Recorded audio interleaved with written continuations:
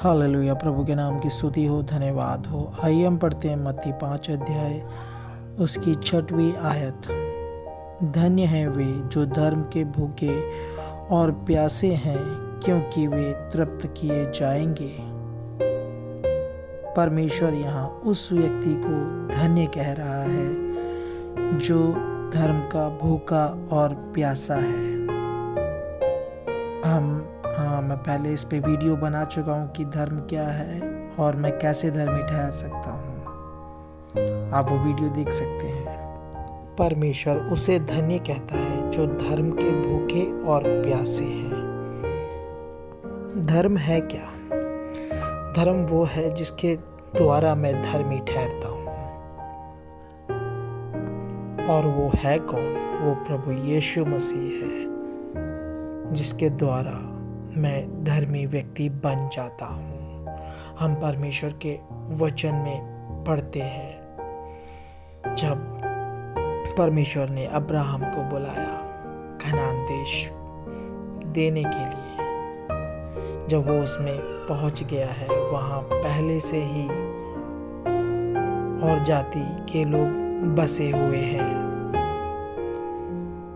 परमेश्वर अब्राहम को उस देश में पहुंचाने के बाद कहता है, मैं ये तुझे और तेरे वंश को दूंगा। और जब परमेश्वर अब्राहम से बातें कर रहा है तो वो 70 या 75 वर्ष के आसपास की आयु का है, और जबकि उसके पास कोई संतान भी नहीं है।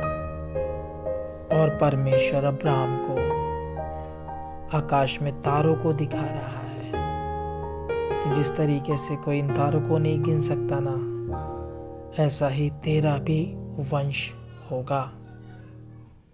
और हम परमेश्वर के वचन में देखते हैं, अब्राहम ने परमेश्वर की इस बात पर विश्वास किया और यह उसके लिए धर्म गिना गया।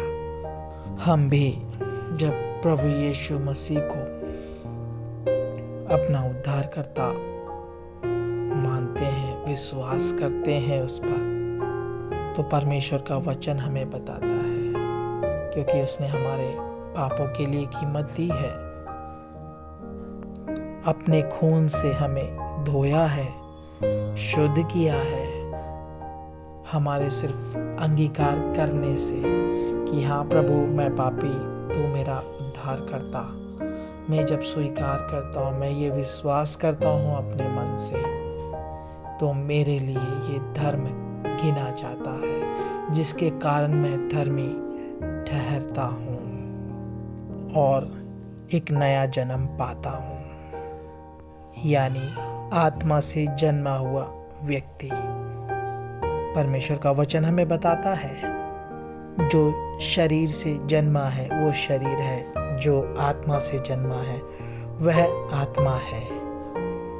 और ये भी कि आत्मा तो जीवनदायक है, शरीर से कुछ लाभ नहीं। मैंने जो तुमसे बातें कही हैं वे आत्मा भी हैं और जीवन भी। इसलिए वो हर एक व्यक्ति जिसने नया जन्म पाया है आत्मा के द्वारा, उसका भोजन जो है वो वचन है परमेश्वर का। हम इसे पढ़ सकते हैं यूहन्ना 6 अध्याय उसका 53 से। यीशु ने उनसे कहा, मैं तुमसे सच सच कहता हूँ कि जब तक तुम मनुष्य के पुत्र का मांस ना खाओ और उसका लहू ना पियो, तुम में जीवन नहीं। जो मेरा मांस खाता और मेरा लहू पीता है, अनंत जीवन उसी का है, और मैं उसे अंतिम दिन फिर जिला उठाऊंगा।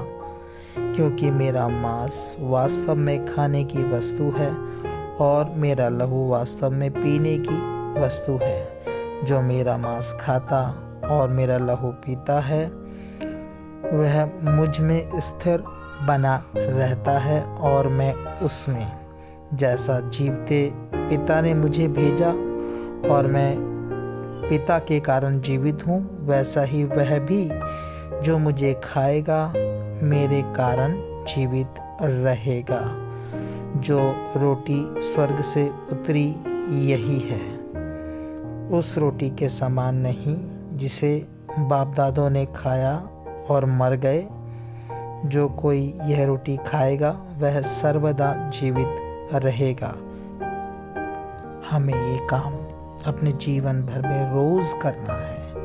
परमेश्वर प्रभु यीशु मसीह का मांस और लहू हमें खाते पीते रहना है, ताकि परमेश्वर का वचन में मैं बना रहूं और प्रभु की इच्छा के अनुसार मैं चलता रहूं। एक बार मैं 56 से पढ़ रहा हूँ। जो मेरा मांस खाता और मेरा लहू पीता है वह मुझ में स्थिर बना रहता है और मैं उसमें। जैसा जीवते पिता ने मुझे भेजा और मैं पिता के कारण जीवित हूँ, वैसे ही वह भी जो मुझे खाएगा मेरे कारण जीवित रहेगा।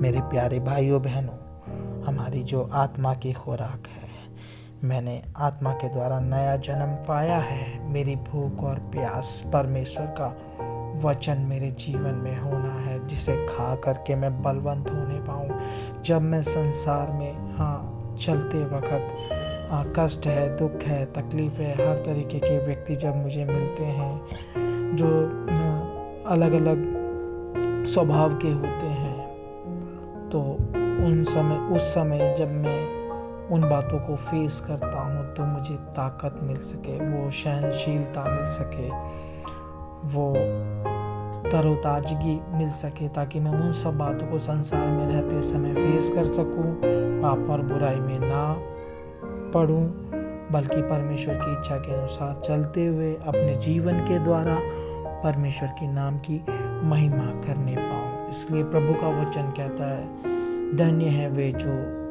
धर्म के भूखे और प्यासे हैं, क्योंकि वे तृप्त किए जाएंगे। परमेश्वर हमें तृप्त करेगा। परमेश्वर का वचन हमें ये बताता है। प्रभु इस वचन के द्वारा हम सबको बहुतायत से आशीष दे, और ये मैसेज अपने साथ वाले लोगों के साथ भी आप शेयर करें, ताकि वे भी परमेश्वर की आशीष पाएं और सबके जीवनों में शांति, खुशहाली और बहाली आए।